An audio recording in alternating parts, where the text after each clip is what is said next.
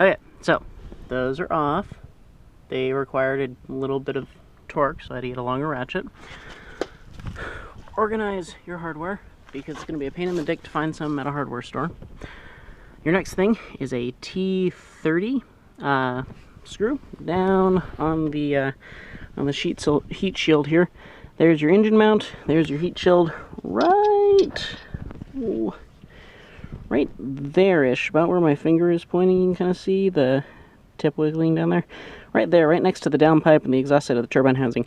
That is a screw that is also holding it in. Some people say to get it from the bottom. I think there's plenty of room up here, and I don't want to get this car hot driving it to a shop with a lift that I can use. So, I'm doing it from the top. I may come to regret that. We'll see. Change of plans. The little bolt sticks like straight out this way and runs into this thing. So, 10 millimeter socket, and take that guy off. Back in a bit.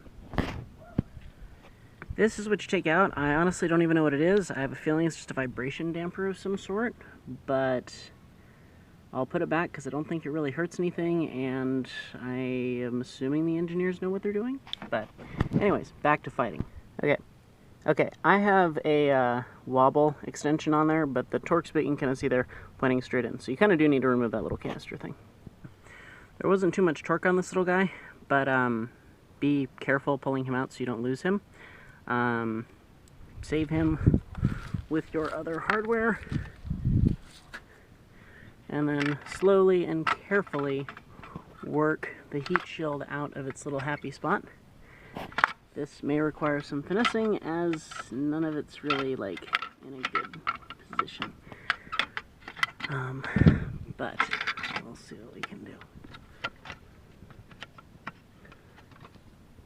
I'm going to pause this and I'll explain later how I figured it out. I hate to admit that I'm doing this, but the best way I found to get it out is to basically wiggle it up like this by basically bending it back and wiggling it up its little bits. You get a lot more progress when you're using both hands and being a little more careful. So again, putting the camera down because I'm only me. Okay, once you get it out, I don't like to admit that I've done this, but you know what? I'm not going to take the damn car apart so I can do it entirely. And whatever. Be careful. Don't break it. Don't break any of the stuff it goes against. I did kind of have to pry against the wastegate actuator. Not something I'm proud to have done. Would rather you not do it yourself. These coolant lines for the turbo, be careful. They're aluminum. They're not that thick. And if you get a little aggressive, I'm sure you could break one.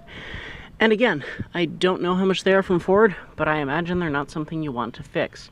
This is my daily, so I couldn't fix. So, yeah, just don't break those.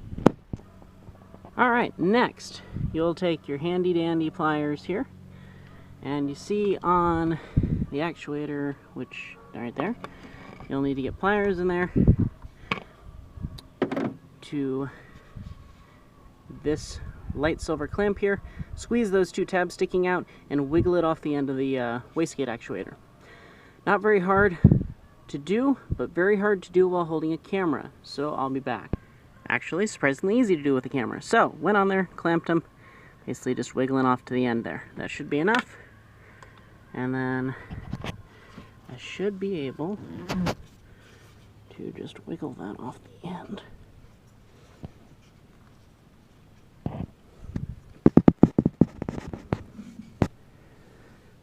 I'm going to take the other clamp off and take that plastic line off so don't break it, because I'd rather not blow up my motor. Okay, got that removed. I couldn't get to the other clamp because of the way it's oriented. I'd have to pull the intake off again, and I don't want to do that because I'm lazy. What I did do, though, is I took the pliers, gently clamped the outside of the hose while it was still on the actuator, and gently just kind of wiggled it back and forth to break the seal. And then it just slid right off. So, try that. That way you don't have to do other stuff.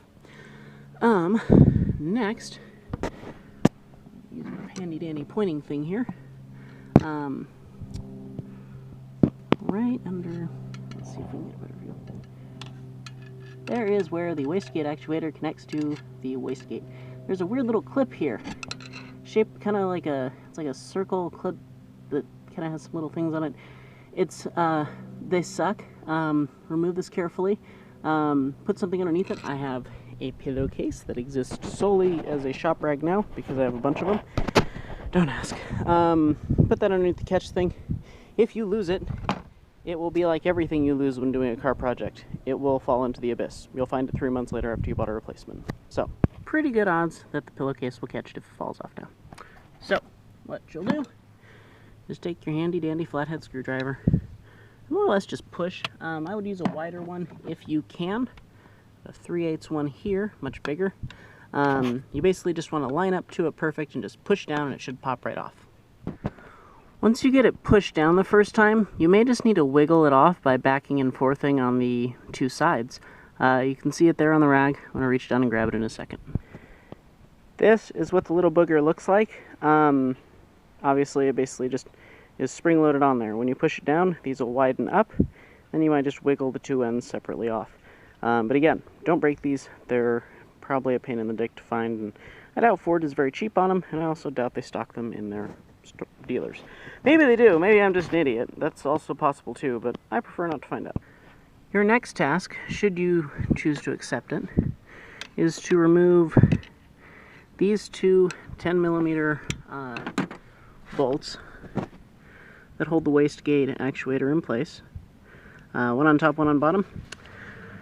There are coolant lines in the way. I don't think I have a short enough thing to get in front of this, and behind it I'm going to be, yeah, that's just me a pain in the ass.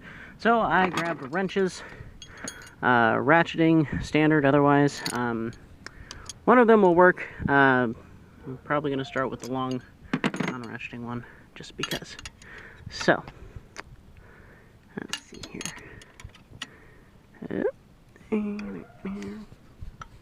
Oh, and they're not very tight, so that's good.